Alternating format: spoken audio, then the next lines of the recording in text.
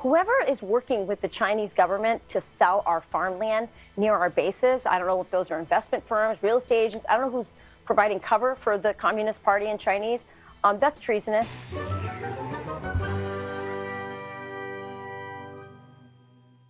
Let's find out what that balloon be doing. It ain't doing much anymore because it dead. Here is the video from yesterday. I believe it was over Myrtle Beach. Balloon go boom.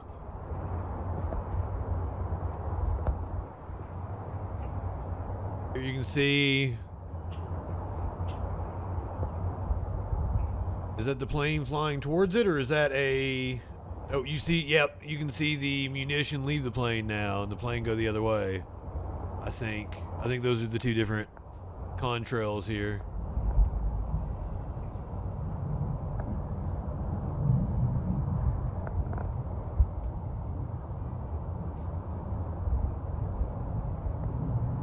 Rest in peace, balloon. No, they didn't. Yeah. Chemtrails indeed.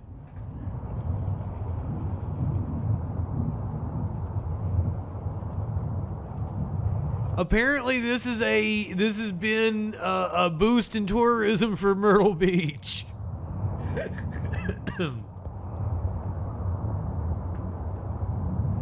Well, congratulations, Myrtle Beach. I'm glad this is the most exciting thing to happen there in 20 fucking years.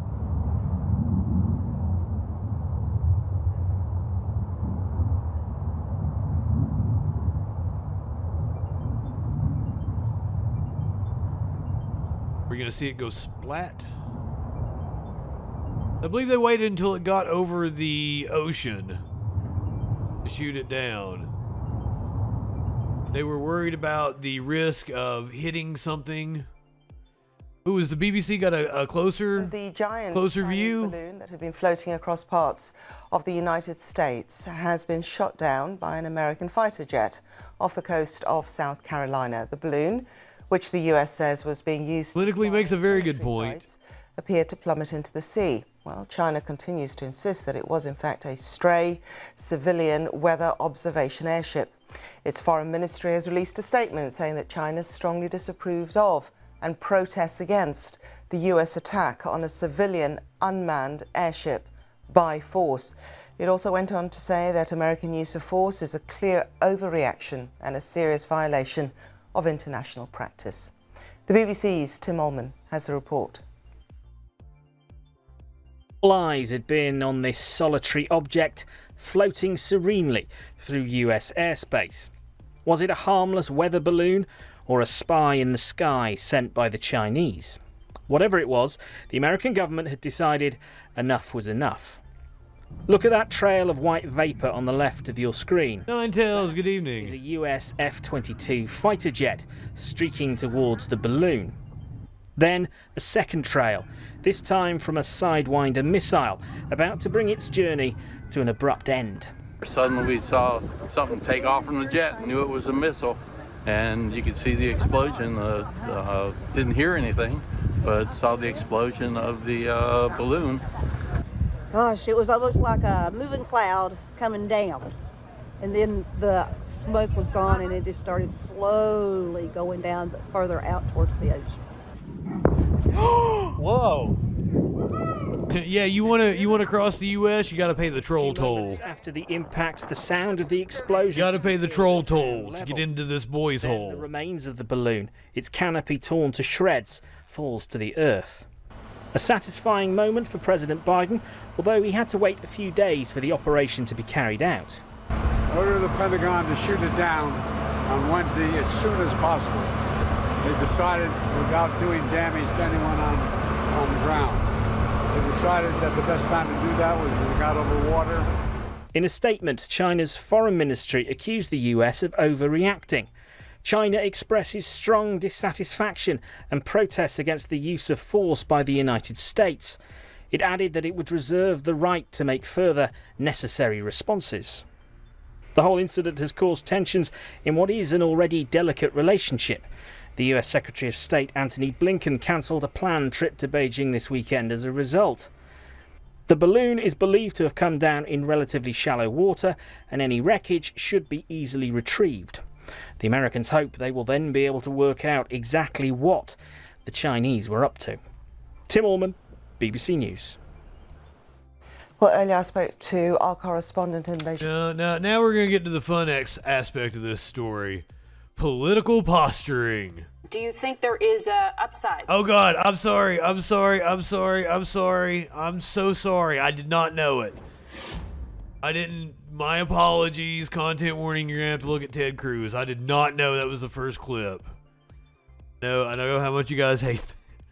Was captured this time. I want to start by doing something that I don't do very often, which is commending Joe Biden for actually having the guts to shoot this down. That was the right thing to do. That is absolutely what the president should have done. Unfortunately, he didn't do that until a week after it entered U.S. airspace. He allowed a full week for the Chinese to conduct spying operations over the United States, over sensitive military installations, exposing... That's in the first half, not gonna lie. ...of intercepted communications.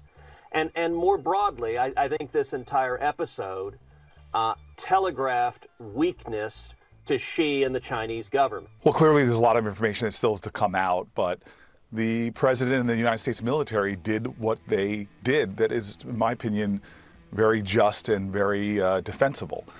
They saw that to blow that thing up or to take that thing down over land would cause challenges. And we know from the debris field over the ocean that it was miles long. I think I heard 7 miles long.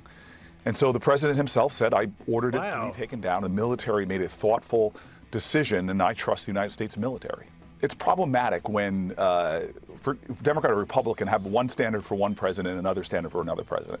Yep. We should remember that this is now known to have happened under the Trump administration multiple times.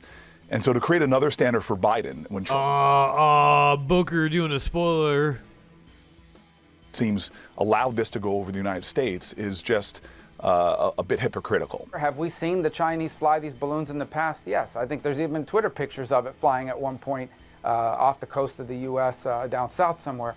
The existence of the balloons is not a mystery to people in that field. What we've never seen, what is unprecedented, and whoever the source was at the Department of Defense would have to acknowledge this, what is unprecedented is a balloon flight that entered over Idaho and flew over Montana, over all these sensitive military installations, Air Force bases, ICBM fields. How did it enter over Idaho?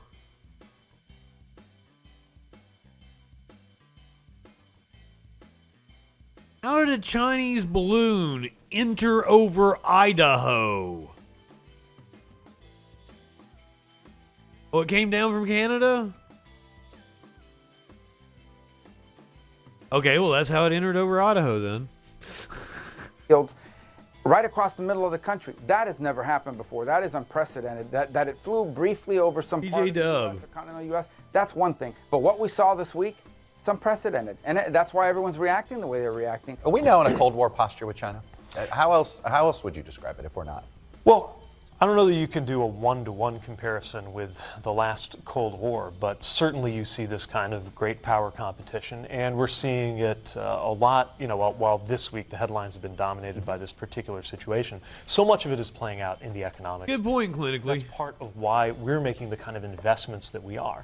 Whether we're talking about infrastructure, noting that you can't lead the world, especially in a highly competitive environment, unless you have world-leading infrastructure. It's one of the things that motivated this administration to work. So did it come through Alaska and we didn't know about it until it got to Idaho? Infrastructure since the Eisenhower years.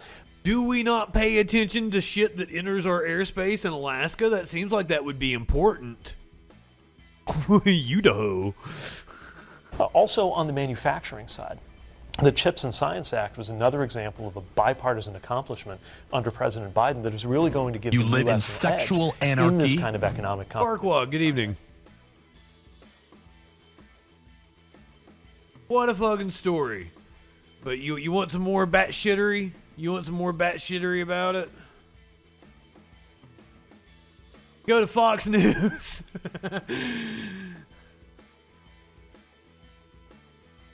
Wait till you see this one. Who's Fox News blame? One last point I want to make.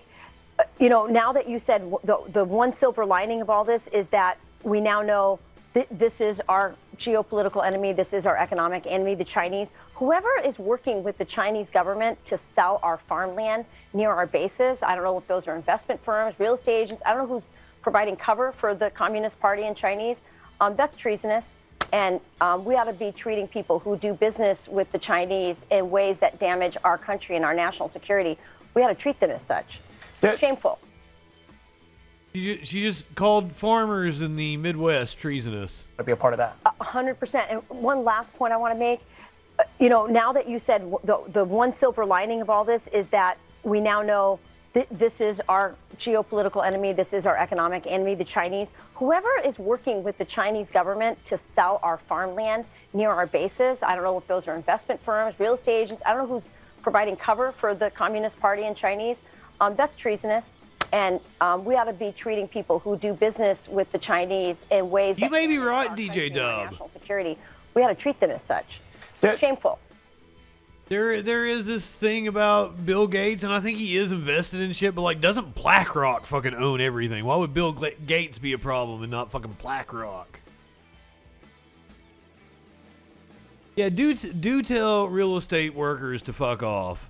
Not like I've known nice real estate agents and everything, but if you watch that episode of South Park where Cartman's mom becomes a real estate agent, that pretty much sums it up. That is really how that job happens. Now, we actually saw the clip I was going to play next of Marco Rubio, where he apparently didn't know that the balloons happened during the Trump administration, but like you saw Tapper correct him in the Washington Post little compilation we watched. Let's watch the whole clip here. And he shot it down when he shot it down based on the advice of the military. You know, so this isn't Tapper. This is on ABC. Ordered it to be shot down earlier against the advice of the Joint Chiefs. Do you? Well, I think it first begins by understanding when did we first track it over airspace. Theoretically, if it entered to Alaska, NORAD, it's our system of spotting things and protecting both American and Canadian airspace, should have spotted it a lot earlier. So I'd love to hear from military officials about why wasn't it addressed earlier? What were the options at that point? Again, look, maybe in a closed session or maybe in the settings of with the benefit of hindsight, they'll have some real good arguments. Look, I'm just assuming. I know how much money we spend on the national security apparatus and defense of this country. Are you telling me a balloon, just the moment it crosses into U.S. airspace, isn't detected? Like, that just sounds unfathomable to me. And if that is the case, given how much money we spend on that very thing, how fucked are we? Because if the thing that we've supposedly been spending all this money on, we've actually been, shoveling money to the CEOs of these defense contractors, we haven't actually been trying to protect the fucking country. Is that possible? Am I just smoking crack on that? And we don't even have the kind of military that we brag about, even though we spend a god awful amount of money on it. Is that the situation that we're in here in the fall of the empire? Justin Lindell. I was on crack. Right. Well, you guys feel me on that? Like, at least, if we've spent and sunk this much money into the military, can it at least be good at something? I can't fucking tell that it is. When's the last time we won a war? Now, granted, like, the wars we have participated in have been completely unwinnable, but also that's, once again goes back to how stupid our fucking military is. Why it couldn't be done. I recognize that you shoot something out of the sky that's the size of 3 buses and it lands in the wrong place. It could hurt, harm, kill people or damage infrastructure. But by the same token, I think that if that was the case, then I think it really would have been helpful for the President of the United States to get on national television and explain to the American people, this is what we're dealing with, this is what I'm going to do about it, and this is why I haven't done it yet. None of that happened, and I don't know why. And in fact, I don't know why they waited so long to tell people about this. And if they knew the trajectory that it was on, it seems, from late last week.